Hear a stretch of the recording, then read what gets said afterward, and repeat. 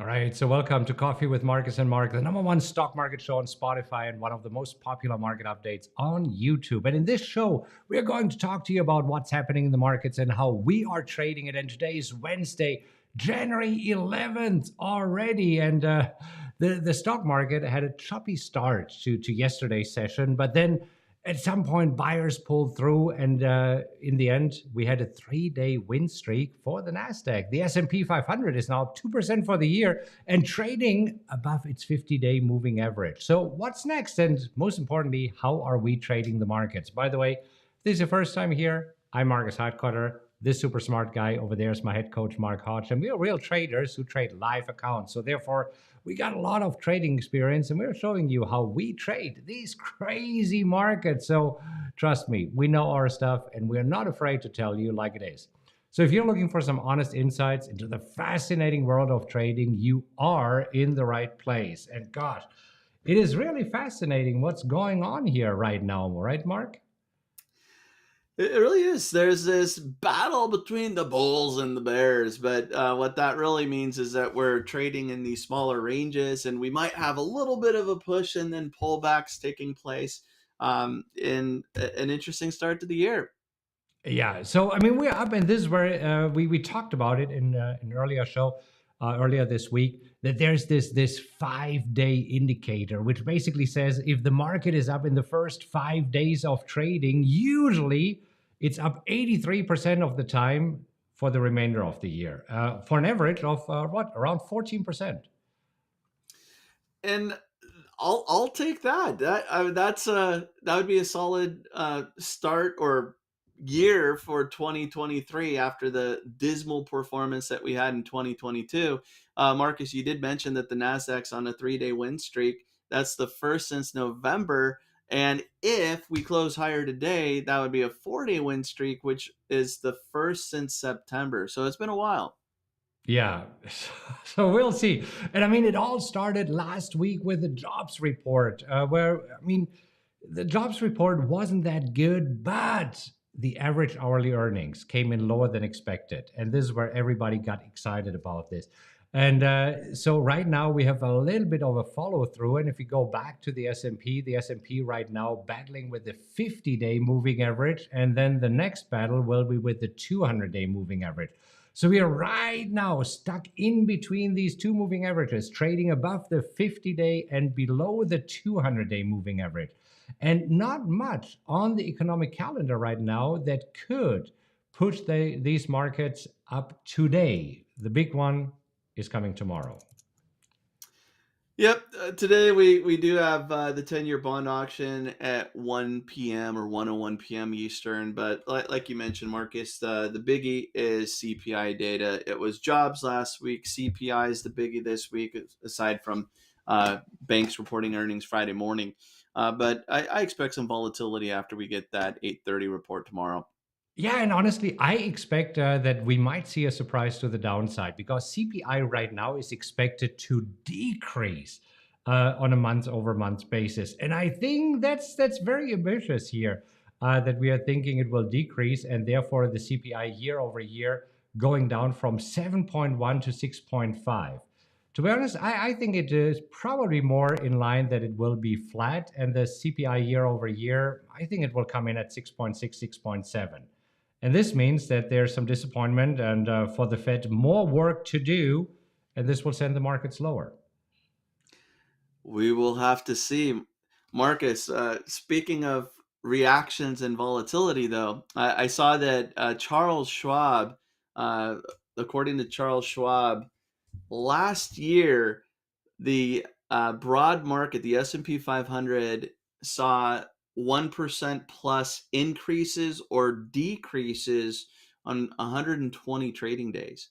Those are big. 120 trading days in 2022, getting a 1% plus increase or decrease. Those are some big moves. The most since 2008. Yeah, and I mean, I'm not surprised because we're seeing it in the VIX here. I mean, traditionally, you have done an analysis on the VIX, the fear gauge. It's around 17, but last year it was pretty solidly trading between 20 and 30, going up sometimes to 35 and even 40. And this basically just means volatility, as you said, is here in the markets. Today, and this is the other thing that's a little bit surprising, today, volatility, the VIX, is up, even though the markets are up. And usually there's an inverse correlation, right? That you're right. And so when you see that VIX increasing, that just lets you know that options traders are betting on more volatility, bigger movement taking place. And so especially ahead of CPI data, that's getting priced into the market. But so just for reference, this number to me is crazy because what, 256 trading days on average, is that right? Yeah. So that means that almost every other trading day, the market was up or down 1% plus. For anybody who's traded longer than just the beginning of 2022 or since the pandemic, those are some big moves. For sure, Anyway, for sure. Anyhow, so the next 2 days, super exciting. The CPI coming out, and then on Friday, earnings season starts. So on Friday, we have banks kicking off earnings season, and also Delta Airlines. And I mean, today there seems to be quite a mess when it comes to airlines. oh my gosh, the FAA shutting down air travel while they were getting their systems back online. And Marcus, I think you might have had some firsthand Yeah, exposure to it. we'll see. I just right now I'm picturing somewhere at the FAA somebody working the graveyard shift with the donut in his hand and the coffee, and then somehow spills the coffee in the keyboard and downs all the systems. It seems that it is up and running, but huge delays. Yeah, and I was planning to travel today, so this will be really interesting how travel is going today. We shall see. What do you Anyhow, think about these bank earnings? What do you think we're going to see? I mean, that's where, especially JP Morgan, right? I mean, their CEO is super active. And so he already said, well, it'll be bad, and the Fed will raise interest rates or should raise interest rates towards 6%. And right now, everybody is expecting 5%. So he is kind of preparing it. And then we also know that Goldman Sachs basically said, well, the whole deals business with mergers and acquisitions has completely dried up. Trading volume has gone down. So they already laying off 3,200 people. So, I mean, just getting here a little bit of glimpse. And then this morning also, we had news from Wells Fargo, WFC, where they said, well, you know what? I think we're a little bit overexposed when it comes to mortgages. And they expect some more defaults. So they're scaling back their mortgage business. So, I mean, this week we heard already a lot of news from the banks, and it seems that they're preparing us for, it won't be good. And so then it's just a matter of what's priced into the market already, right? And if that still shocks traders, or if at this point they've kind of deflated the worry balloon. And I just pulled up JP Morgan and PowerX Optimizer, just curious. Historically, if we look at the last 12 quarters, they tend to beat. And I see that you're going there. Yeah, let's go to the earnings analysis and let's take a look at JP Morgan. Yeah. Is this what you were pulling up? Yep. So over the last 3 years, last 12 quarters, they tend to beat 10 out of 12 times. So that looks pretty good. But the reaction on the seventh day tends to be down, although up 12% the last time they reported in October. So, Yeah. And that's why we don't like to trade options into earnings here. So we are yep. staying away from companies that are reporting earnings, but we definitely we'll take a look at our positions here in a moment. But I also just wanted to look at the overall markets, and if you look at the 5 minute chart of the mini Nasdaq, we just see it's again very similar to what we had yesterday. See, isn't this like deja vu? That we are just diddling around. We are opening higher, pushing back right now, and let's see if today buyers are still in control as they were yesterday, or if today we see investors are squaring off for their position, selling a little bit ahead of the big 2 days. Because All of the earnings are being reported before the bell on Friday morning. So we have two big events before the bell tomorrow and on Friday. Yep. What's your guess? We finished positive or negative? Today, we finished positive, but barely. Yeah, So, that would be. and it could be something like we had on Monday, where we have the Dow and the S&P finishing negative and the Nasdaq positive. So it could be one of these mixed days. That's what I'm That's. thinking. What are your thoughts? I was thinking the same. The Nasdaq extends its win streak to 4, but not with anything to get excited about, and mixed for the others. Yeah, because if you see the Dow is only up 0.1% right now, the S&P is up 0.3% right now, Nasdaq leading the pack, weighing up 0.6%. So right now it seems risk on, but it's only been a few days. And tomorrow and on Friday will set the tone of what we can expect for the next few days. All right, let's take Certainly. a look at our positions. DHR, that is where last week, I actually sold puts and I was able to buy them back yesterday. So this no longer a position in my portfolio.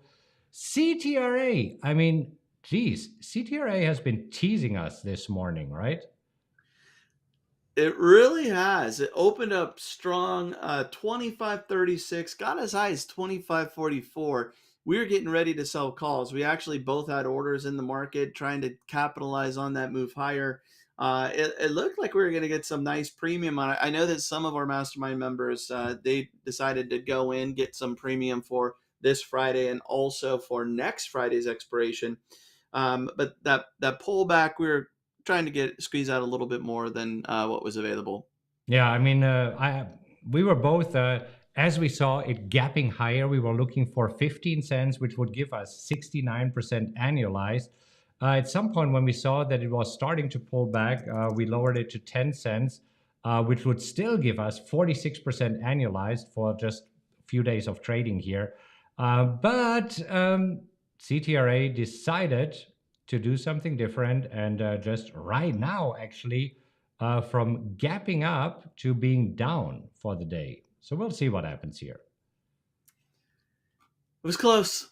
It was close. I still think that we will be able to sell calls. You see, it tends to gap. It tends that really we might see another gap tomorrow. Let's see. Google, the Googles up today, almost 2%, outperforming the market, which is just up at the Nasdaq 0.6%. So Google definitely higher. And I think it's important for Google, can it break above the 91 level? Because it has been kind of trapped here in this 86 to 91 range. Yeah, I'm with you, Marcus. It's just been sitting there, and I'd love to see it get back. Yeah, because once we get through 91, I think we easily get back into 95, 100, and then hopefully beyond. Yeah, let's see. And then NVIDIA, my position in NVIDIA, again, my cost basis is at 160.91. My break even at 137. On Monday, I sold the 165 calls, and right now I'm making money on the 165 calls. Not yet enough to buy them back because I like to buy them back at 90%, but that might be a possibility. Or depending on what the markets are doing tomorrow on Friday, a possibility of rolling it into next week and collecting more premium. And I mean, NVIDIA has just been good for me in terms of premium. I just checked it earlier of where do I stand here with NVIDIA. Let me just collapse this. But I have collected so far $26,000 in premium. And since I've sold the call, I have another around $1,000 outstanding. So let's see what happens with this one. But that's definitely has been a lot of fun. So these are the three positions that I'm in right now. Not too shabby. Not too shabby. Okay, cool. So we talked about rolling, and especially rolling. This might be something that I'm interested. If so, I will keep you posted. And we did a video on this, on how to roll calls and why we roll calls. So I'll link to it right here. Take a look at this one, and then we'll see you again tomorrow morning. Happy trading, everybody.